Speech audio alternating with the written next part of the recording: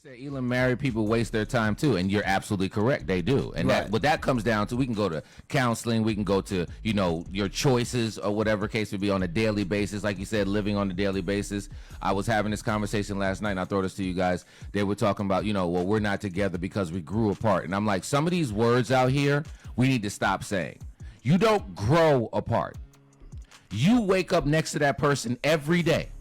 You made a decision to not pay attention to the evolution of the marriage, but you don't grow apart. It's literally a choice that you're making of not paying attention to that person. Damn. Come on now. You don't grow. Damn. You don't go in the ground and like grow in different directions. You aren't watching the direction where they're going. You're going. Okay, I agree and disagree. Where my disagreement comes is people evolve. Yes. Right? Yes. So evolution in some elements does cause people to be with separate goals. Right. Evolution can create a new goal that wasn't part of the initial conversation. Okay.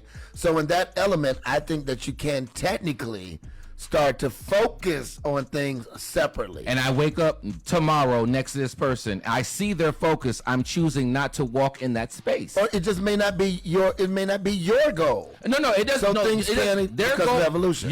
The goal of your spouse doesn't have to be your goal, but the support or even the conversation or either, hey, how's the